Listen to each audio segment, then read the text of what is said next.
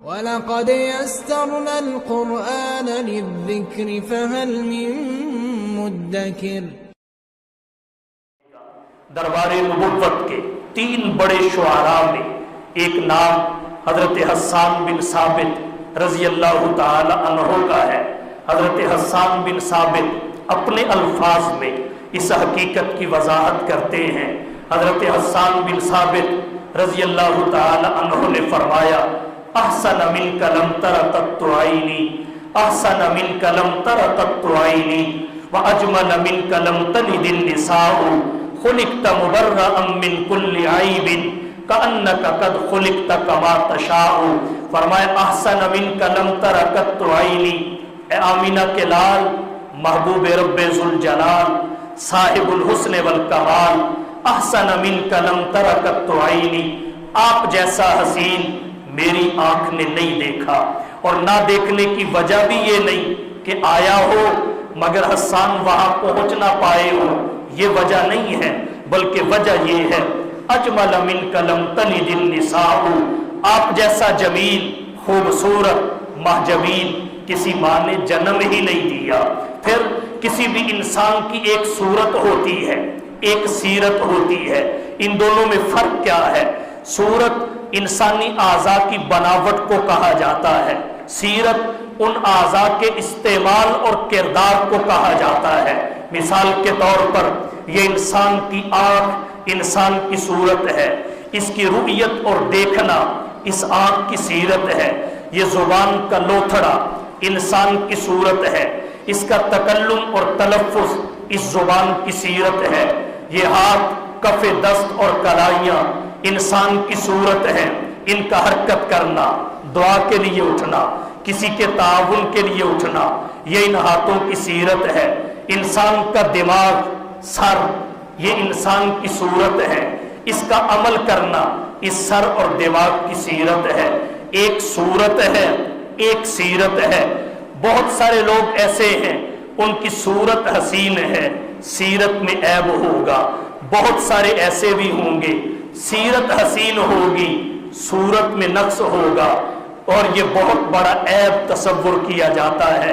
حضرت حسان بن ثابت رضی اللہ تعالی عنہ نے حضور صلی اللہ علیہ وسلم کے لیے فرمایا، خلقت مبرئا من کل عیب، آپ کو ہر عیب سے پاک پیدا کیا گیا، نہ آپ کی صورت میں عیب ہے، نہ آپ کی سیرت میں عیب ہے، آپ کی صورت بھی لاریب ہے، آپ کی سیرت بھی لاریب ہے، آپ کی صورت میں جمال ہے، آپ کی سیرت میں کمال ہے۔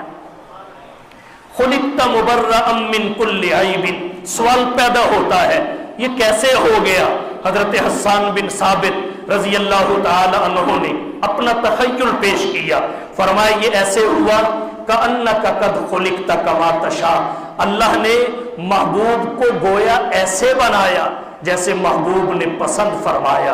کأنک قد خلقت کما تشاء، گویا آپ کو ایسے بنایا گیا جیسے آپ نے چاہا۔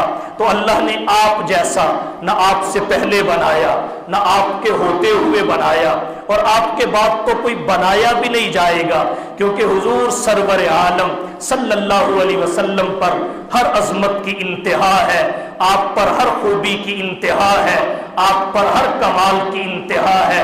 اہل علم نے لکھا ہے آپ پر انتہا ہے زہد و ورع کی، آپ پر انتہا ہے علم و حکمت کی، آپ پر انتہا ہے سخاوت و شجاعت کی، آپ پر انتہا ہے عدالت و شرافت کی، آپ پر انتہا ہے فہم و ذکا کی، آپ پر انتہا ہے جود و سخا کی، آپ پر انتہا ہے بندہ نوازی کی، آپ پر انتہا ہے غریب پروری کی، آپ پر انتہا ہے انوارات و برکات کی، آپ پر انتہا ہے معجزات و مبشرات کی۔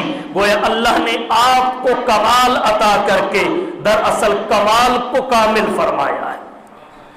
تو محبت کا پہلا سبب حسن و جمال حضور صلی اللہ علیہ وسلم کی ذات گرامی میں بطریق اتم پایا جاتا تھا۔ جب حضور صلی اللہ علیہ وسلم مکہ سے ہجرت فرما کر مدینہ طیبہ تشریف لے گئے، بچیوں نے استقبالیہ کے موقع پر ایک ترانہ پڑھا جو سیرت کی تمام معتبر اور بڑی کتابوں میں موجود ہے. آپ کے لیے کہا گیا طلع البدر علینا من ثنیات الوداع، طلع البدر علینا من ثنیات الوداع وجب الشکر علینا ما دعا للہ داعی ایھا المبعوث فینا جئت بالامر المطاع. اس سارے کے سارے شعر کی وضاحت میں نہیں جانا چاہتا، یہ طویل وقت کا تقاضا کرتا ہے. ایک نقطہ فقط حسن مصطفیٰ پہ آپ کی توجہ کی نظر کرنا چاہوں گا جو علماء عربیت نے لکھا. علماء عربیت کہتے ہیں طلع البدر کا لفظ چھوٹی چھوٹی بچیوں نے بولا. بدر چاند کو کہتے ہیں. سوال پیدا ہوتا ہے اگر چاند کو بدر کہتے ہیں تو چاند کو قمر بھی کہتے ہیں، اگر چاند کو بدر کہتے ہیں تو چاند کو ہلال بھی کہتے ہیں. سوال پیدا ہوتا ہے انہوں نے آپ کے لیے قمر کا لفظ نہیں بولا، انہوں نے آپ کے لیے ہلال کا لفظ نہیں بولا، آپ کے لیے بدر کا لفظ بولا. اس کی حکمت کیا ہے؟